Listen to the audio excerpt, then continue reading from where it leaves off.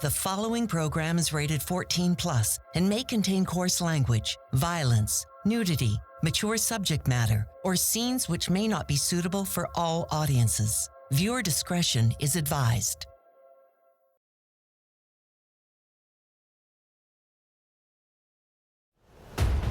It's July 4th, 1987. The community of Athens, Wisconsin is out to enjoy the holiday, but not everyone is celebrating. Tonight, 4 members of the Kunz family will be murdered, and 1 will be missing. Within hours, we realized it had been an entire family that had been wiped out. That's very, very weird, and that story just went from weird to weirder. The story spins out of control when one of the victims is a suspected drug dealer. Bottom line is there's 4 people dead, 1 person missing, and at least on our end, a whole lot of questions. People don't know if this is a drug deal gone wrong, a robbery turned bad, or Helen Kunz did it all herself. But in a close community like Athens, somebody knows something.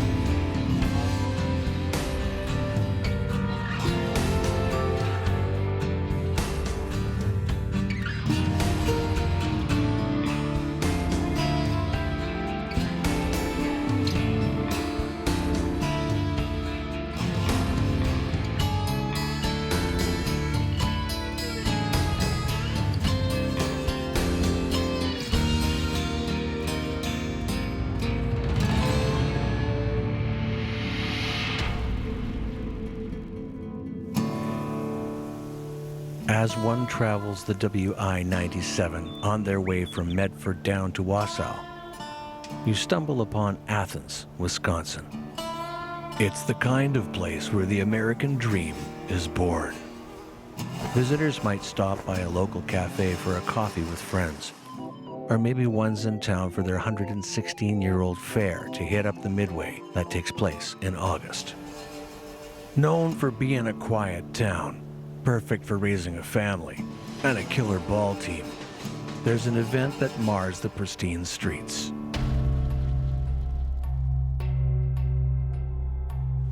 Over 30 years ago, just 6 miles west of town, a massacre changed the community and Marathon County forever. I had been working for the paper about 6 months when the Kunz murders occurred. The Kunzes originally were from Manitowoc, and when they arrived in Marathon County, they couldn't have picked a worse time. The county, which had once been part of the lumber industry in Wisconsin, the lumber from Marathon County built Chicago, but all those trees were gone, and all that was left were the stumps. Cutover, which Marathon County is the center of, was considered the poorest area in the United States. The Kunz family settles in Marathon County in early 1906. They live a secluded life on their 108-acre farm, 6 miles west of Athens. After Ignatz and Ann Kunz pass away, they leave the family farm to their son, Clarence, who builds the current home on the property. Athens is a smaller community and primarily agriculture. Dairy farms. You've heard the saying, America's Dairyland. We take pride in that. And generally, if we're doing a story out there in the late 1980s, it's either agriculture related or maybe there's a highway expansion, something like that. A homicide case like this is just the last thing you expect. By the summer of 1987, siblings Irene, Marie, Clarence, and Helen Kunz all live on the farm with Helen's 2 sons, 30-year-old Randy and 55-year-old Kenneth, who is painfully shy. All but Kenneth live in the dilapidated main house with just a wood stove for heat and no running water. It seems for the Kunz family, time had stood still. Of the 6 people living on the property, only Kenneth, known as Kenny, has an employment record. He spends his days at a local cheese factory, while the rest of the family lives off Social Security. Known as local hoarders, the Kunz farm is a cornucopia of old implements and vehicles, which they've bought and sold. Due to the secluded lifestyle inherited from their parents, most of the Kunz family is exceptionally private and reclusive.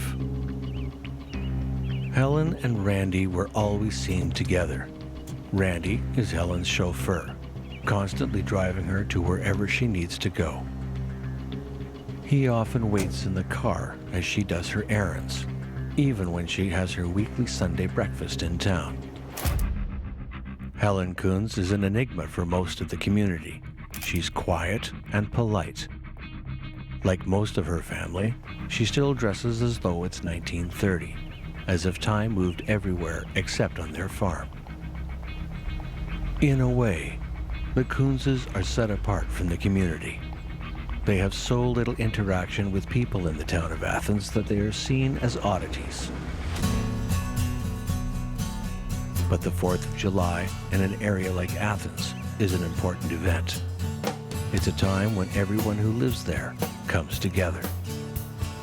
Like many families on Independence Day, this Saturday is a typical family day for the Kunzes. Enjoying time together, they have a picnic in the yard to celebrate.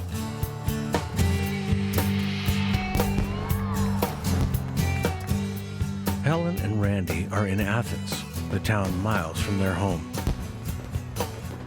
Taking in the celebrations as they ring in the 4th of July. Leaving around 10:30 p.m. together after the fireworks. Kenny Kunz is out to have a good time himself.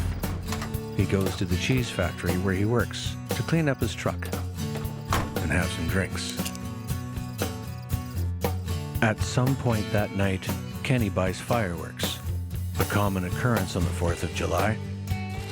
Kenny has a lot of cash on him, but where does it come from? Some believe he's selling drugs for his younger brother, Randy, who a witness says is a drug dealer in the area.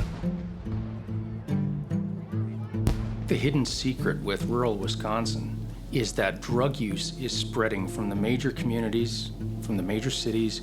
People are desperate to support their drug habit, and they will resort to any means necessary. But if that means petty crime, then so be it. And that's a struggle for small communities. They don't know how to deal with it. Randy Kunz's reclusive nature and lack of attention-seeking make him a perfect candidate to be a potential small-time dealer in the area. Is it reasonable that Randy would have Kenny involved? As the only one in the family with a regular job, he would have access to more customers. It's 10:50 at night, and Kenny is at the cheese factory. Little does he know what's about to happen back at the family farm. Having left around 10:30 p.m. from the fireworks display, Helen and Randy arrive at home. At some time between 10:30 and 11 p.m., Irene dozes while watching TV in the living room. Clarence is asleep in the bed that's in the room, having gone down for the night at 8 p.m. But someone has sinister plans for the Kunz family. What happened at the Kunz farm that hot July night?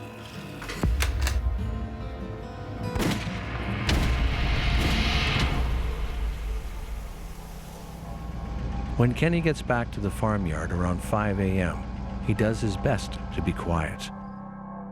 He knows it's early. He slept in his car last night and doesn't want to wake anyone up now that he's back home. When Kenny came home, Two things that he found strange was that Randy's car wasn't in the front of the house and that the radio was on at, like 6 in the morning, loud. He realizes something's off. He goes over to the house to see what's going on. That's when he saw Marie slumped on the steps. His Aunt Marie lays dead on the steps. Where is everyone else? Kenny enters the home to find his brother, Randy, dead in the kitchen. As he looks around, the terrifying events are revealed. His uncle Clarence is dead too. The gravity of the situation starts to take hold. His attention then turns to his mother, Helen, who is missing. Where is she? Is she in the house? Is she outside? But Helen is nowhere to be seen. Athens, Wisconsin. Population 1105. Known for its 116-year-old town fair and being a quiet town perfect for raising a family, its surrounding agriculture sprawls out across the countryside. In a small area known as Bern, just 6 miles from Athens, lies the Kunz family farm. Here, the fields turn to dense forest cover. It's in this very place that a horrendous crime is committed. Kenneth Kunz has just made a startling discovery. 4 members of his family are dead, and his 70-year-old mother, Helen, is missing. It's the morning of July 5th, 1987, and Marathon County Coroner John Larson has arrived at the scene to find Kenneth Kunz standing grimly outside the residence. Nothing could prepare him for what he would discover inside. I was the Marathon County Coroner at the time of the Kunz case. This would have been a very unusual occurrence. I don't know that there had been any homicides or any kind of major crime in Athens for many years. When I arrived on scene and I went to the house, just inside that back porch door was the body of Marie Kunz. She had an apparent gunshot wound. As a former medical examiner investigator, if I was to come across a scene that had multiple victims and I was advised of that, that would be the first red flag, because that usually is something that's usually always of a suspicious nature. So I would automatically ask the police department that I am working with to secure that scene, so that way we preserve all of the evidence that is within that scene. No one contaminates it. So that we can get a very clear picture after going through with the forensic identification team to make a determination of what actually has occurred at this scene. Randy's body shows signs of a struggle, and the door shows no sign of a forced entry. This leads authorities to think that the perpetrator is known to the Kunzes, or they were at least let in willingly. Randy Kunz is lying in the kitchen, and we were concerned with Randy because he had a wound close to the middle of his forehead that was kind of a somewhat gaping wound, and we weren't sure initially if that was a wound from some type of a sharp instrument, possibly a hatchet. He had some blunt force trauma to his head. So not only was he shot, but he was struck with an instrument. Evidence, that's where you have that wording called chain of custody. The police department makes sure that the only one that is going to take any items out of that scene is the forensic identification unit, and they move that evidence from the scene to then their crime lab, We also do that with the body. We take that body to the morgue with police presence and lock them up. And again, we have all preservation of evidence until an autopsy is performed. The wound on Randy's head actually turned out to be a graze or a gutter wound, where the bullet actually went through the skin and just grazed it. And we were able to identify that that was actually a bullet wound at autopsy. One of the crime lab technicians, who is extremely knowledgeable about firearms, he had strong suspicions that this was a semi-automatic long gun. Clarence was lying on his right side, and Clarence had 2 gunshot wounds just below his right eye. There was a body identified, an elderly little woman, as Irene Kunz. She was sitting in a cushioned chair. Her head was slumped forward. Forensic evidence also shows that the family dies between 10:30 and 11 p.m. on July 4th. Right around that time, Helen and Randy would have been arriving home after leaving the fireworks display. Investigators wonder if this was just a robbery on the secluded farm that went wrong. But there is money seemingly everywhere. They find envelopes full of it. The total is $22,000 in cash, the equivalent of over $50,000 today. But where did it all come from? Is it from Randy's supposed drug dealing? If not robbery, what's the motive of this horrible crime? It doesn't take long for the investigators to discover some disturbing signs of the nature of the Kunz household, the mess notwithstanding. Despite the veritable squalor of the Kunz home, there is a new television and VCR. And next to that, there are dozens and dozens of pornographic videotapes out in the open in the family living room.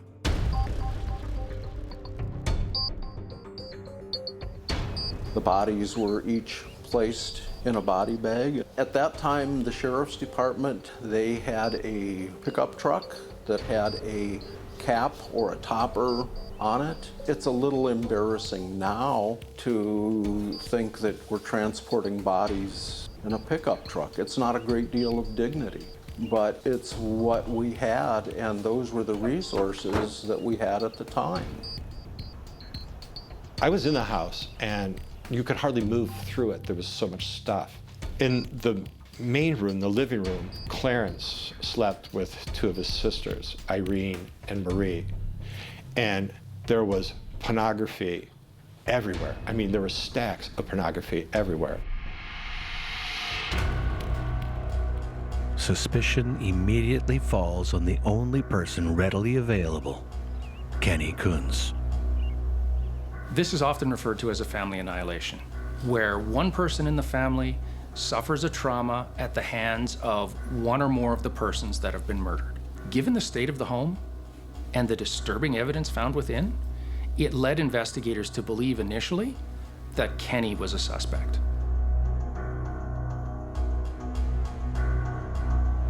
The sheriff's department immediately eliminated Kenny as a suspect because when he ran to a neighbor's house and asked to call the police or the sheriffs, and the sheriffs came, he said there are 3 people dead in the house and 2 people missing.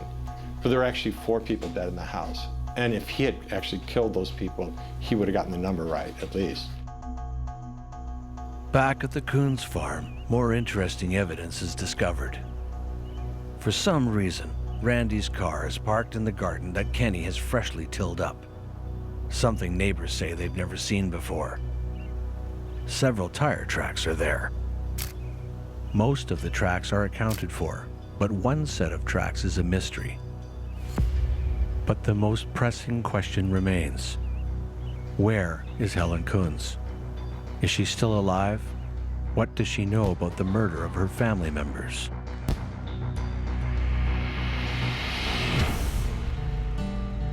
Athens, Wisconsin's motto is, a friendly town that bands together. When news that Helen Kunz has disappeared and the rest of the family has been murdered, they do just that. Community members mount a search of the 108-acre Kunz farm. They search through the outbuildings and acres of heavily wooded land. As Helen's disappearance drags on, authorities expand their search, but still, they find nothing. I know that there were a lot of searches done, searches of the area cornfields, searches of woods. They had volunteers, and it was very disconcerting that there was not a trace of Helen Kunz. I mean, the community was just, they were shaken tremendously that there was a homicide in this very small town. One of the weirdest parts of this case was that this woman, Helen Kunz, 70 years old, had vanished. People started wearing these buttons that said, "Where's Helen?" The incredibly private Kunz family's personal information is now under a microscope. Investigators start to analyze Helen's movements. Could she be the perpetrator? Just a few weeks before the incident, Helen buys .22 caliber shells for what she says is to shoot blackbirds. But with the murder weapon also being a .22 caliber firearm, suspicion arises. Could Helen have motive to kill her family? When Helen became pregnant with Kenny, she was 15. She had just turned 15. And she claimed that a bootlegger that lived across the road from the Kunz farm in Marathon County had raped her. He was convicted of statutory rape. He went to prison for about 18 months, lost his farm, eventually died in a car accident. But the bootlegger said, everyone knows that Helen and Clarence, her brother, are in a sexual relationship. The idea that Kenny was Helen's son through a relationship with her brother Clarence, one of the victims of the shooting, that never disappeared.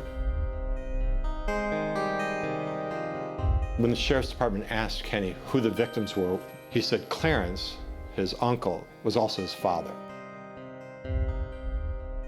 At first, the sheriffs thought he's just confused. He's just not following what's going on here. But he meant it. There were other reasons to suspect that Helen might have been angry. An Associated Press reporter was interviewing someone that ran the hardware store in Athens. And the person there said, how are you doing? She said, I'm just so angry. My family, all they do is watch pornography all day long. And I just want to kill them. It makes me so mad, I just want to kill them.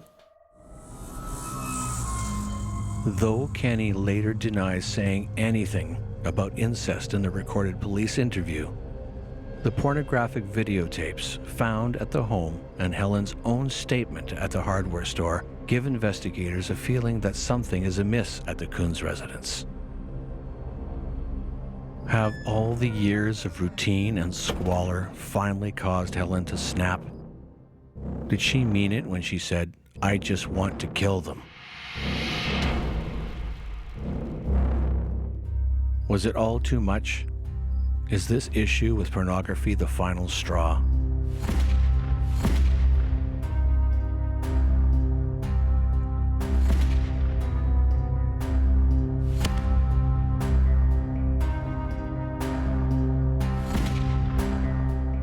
Did she just grab some money as quickly as she could, knowing Kenny was coming home soon and needed to get out of there? The police are desperate to find her, as she is the key to finding out what really happened.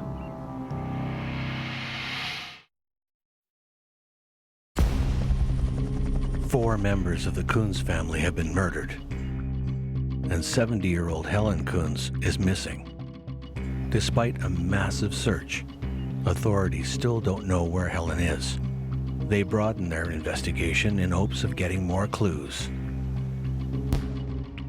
Authorities have heard rumors about Randy's drug dealing. Could this have something to do with what happened? As an investigator, it's a very humbling experience when you have a crime scene with very little evidence and everyone's looking at you, everyone's looking for answers. There's all kinds of pressure that's put upon you by the media and by the community when you have no clues. and you have no suspects, this is when the real hard police work begins. Because you know somewhere, someone has to know something. Months go by, and Helen is still missing. Recently, a young man has bought a car off the Kunzes, Chris Jacobs III. Perhaps he knows something that could give the investigators a better understanding of the Kunzes' world. Maybe he saw something or noticed someone else at their farm that could be a clue. He was a young man, a farmer from across the county line in Taylor County, rural Medford. Chris Jacobs was arrested for stealing a car, and he had chopped the car and dumped the parts in a marsh not too far from his house. And he was just a troublemaker. Police are hoping Chris can provide some insight into the Kunzes due to his dealings with them. But he can't offer any new information, so he's released. In addition to this, a neighbor gives a telling report that may provide investigators with the answers they need. When driving home on July 4th, 1987, local neighbor Alice goes down the road near the Kunz farm.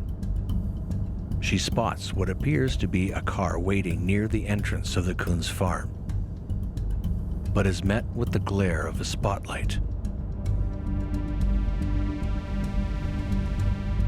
Curiously, the car follows her until she is well past the Kunz farm. But will her tale equate to an arrest? Without seeing who the driver is, what does this tell authorities? March 1988. Spring has just hit Wisconsin, and two boys are out to enjoy a little fishing. An ominous odor catches their senses, leading them to a haunting discovery.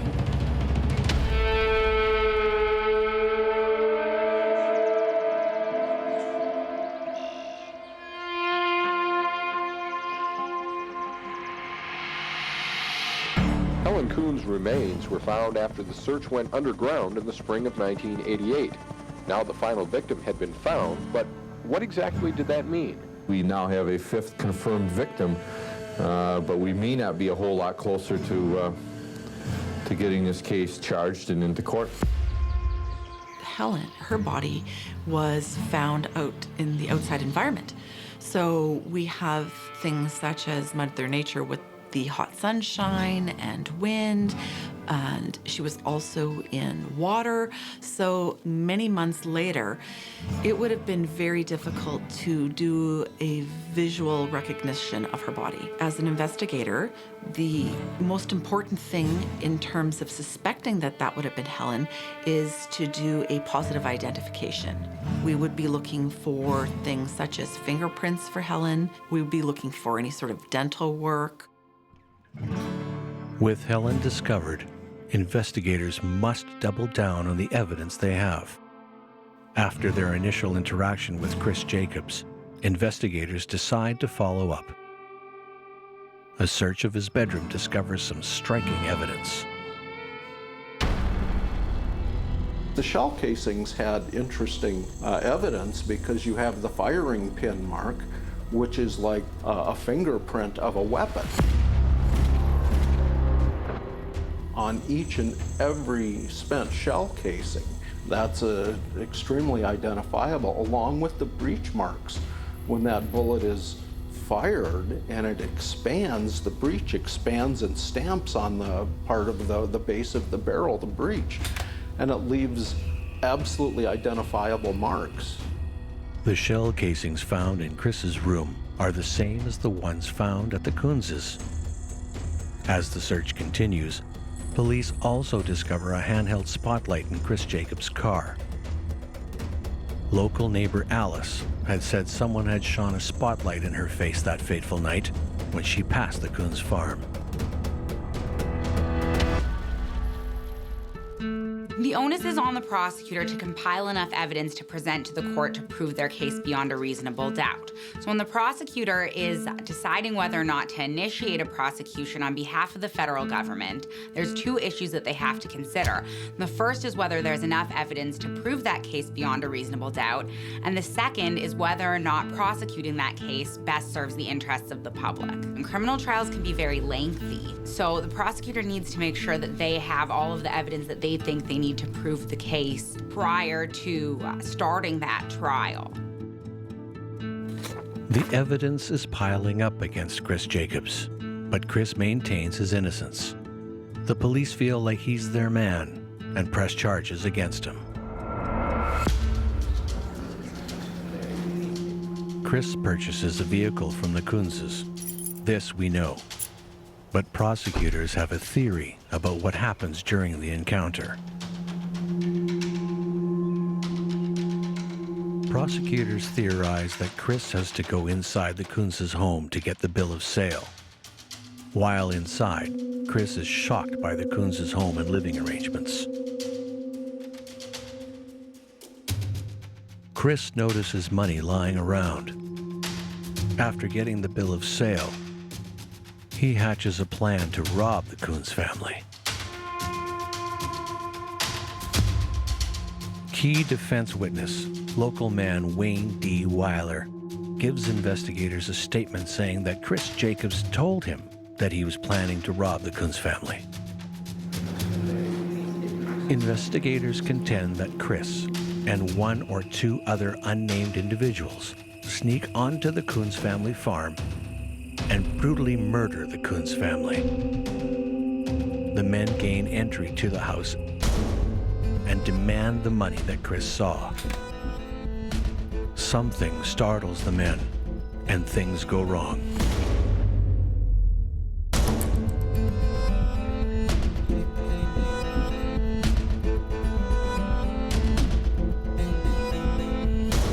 Did Randy try to defend his family from the assailants?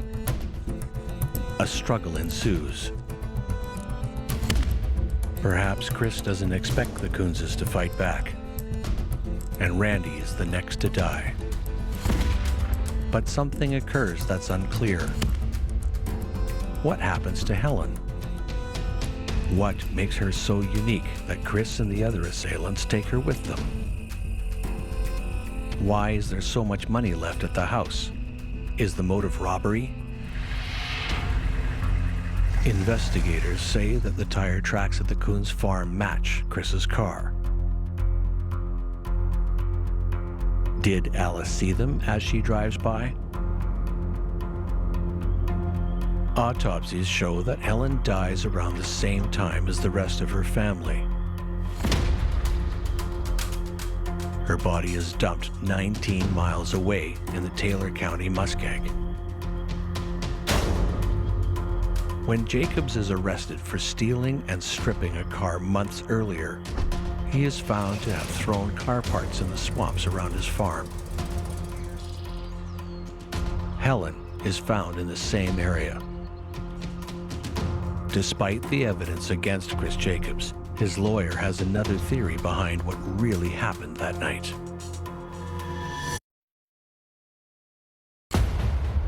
The Kunz family is killed on their farm during what might be a botched robbery attempt. Investigators have gathered significant evidence that they believe implicates Chris Jacobs III. The defense must debunk these allegations if they hope to get Chris acquitted. Shell casings found in Chris Jacobs' room match the ones found at the Kunz farm. Or do they? A defense witness contests it's only a possible match. Besides, if Chris is going to rob the Kunzes, why is there still so much money there? Chris's lawyer is also doubtful that he can be linked to the case by such flimsy and circumstantial evidence. Like the tire tracks. It's established that Chris was at the Kunz's residence to buy a car. Of course his tracks are there. The defense theorizes that the murders result from a drug deal gone wrong. and that Randy is a known drug dealer. A witness is brought forth, Tracy Bartlett, who testifies he bought $1,800 worth of cocaine from Randy and Kenny just days before the murders.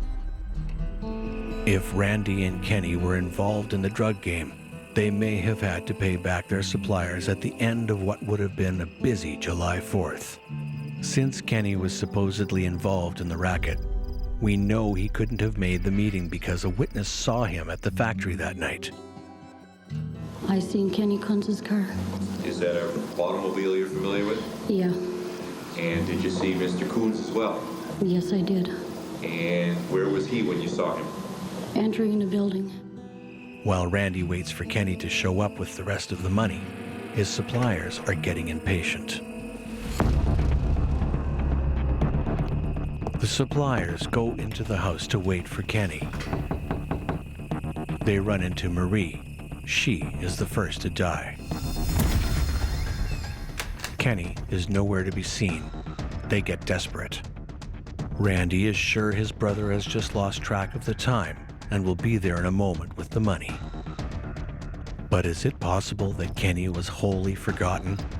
The defense posits that it's not until it's too late that Kenny remembers he was supposed to meet Randy and give him the money. The suppliers aren't having any of Randy's delay tactics. They must have some cash here. They're going to get theirs one way or another. Kenny heads home but is terrified to face his brother without the money. He decides to avoid the house altogether rather than face the music. But Randy has to play a tune of his own when his family is threatened. Unfortunately, the Kunzes are in a fight for their lives. A fight they can't win.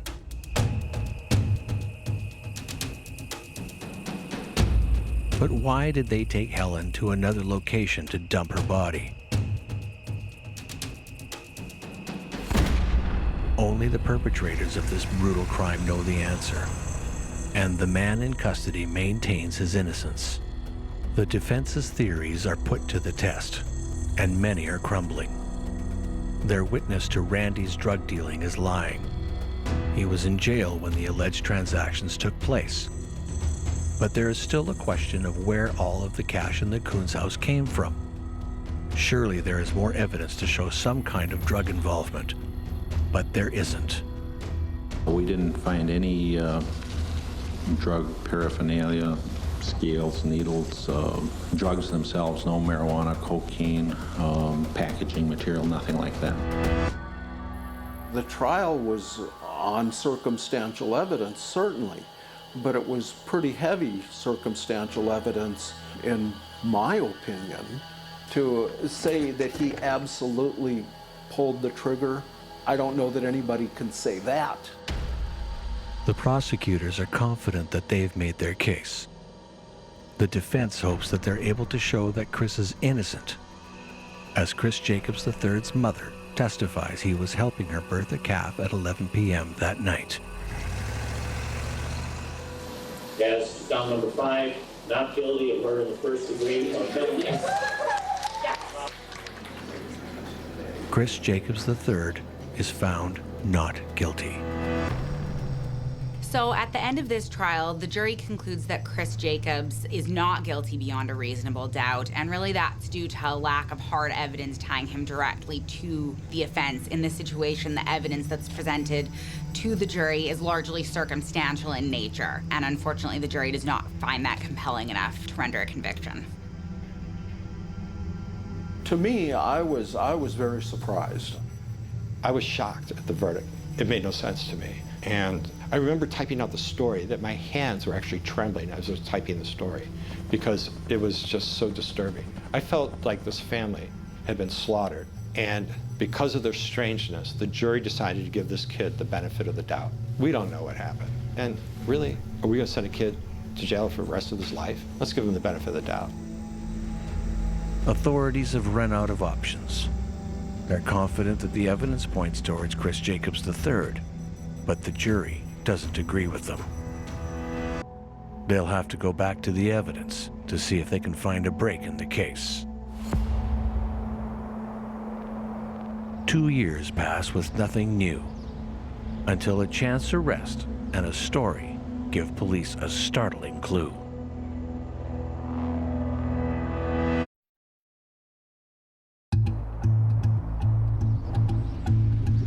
It's 1993. Chris Jacobs has been working construction since he was acquitted of the Kunz family murders. However, one day before the statute of limitations runs out, Chris Jacobs is arrested again. I remember the conversation among myself and a number of my colleagues. None of us are attorneys. We're asking ourselves, can they do this? Because it sounds like double jeopardy. Double jeopardy is a clause in the Fifth Amendment of the United States Constitution that prohibits anyone from being tried twice for the same crime. It states that no person shall be subject for the same offense to be twice put in jeopardy of life or limb. Prosecutors maintain that Chris Jacobs is not being charged twice for the same crime. In 1989, he was charged with being party to murder and acquitted. This time, he's being accused for the kidnapping of Helen Kunz. With their new witness, Chris's ex-girlfriend Stacy Weiss, all ears are open to hear what new evidence she'll present. Chris Jacobs' girlfriend, his girlfriend at that time, told police that they were driving back from something, a bowling league. And Chris said to her, "If I told you I killed the Kunz family, what would you think?" And drove her to the Kunz house and showed her the garden and showed her the house, drove her to the marsh, showed her where the body had been found, and told her that he had killed them.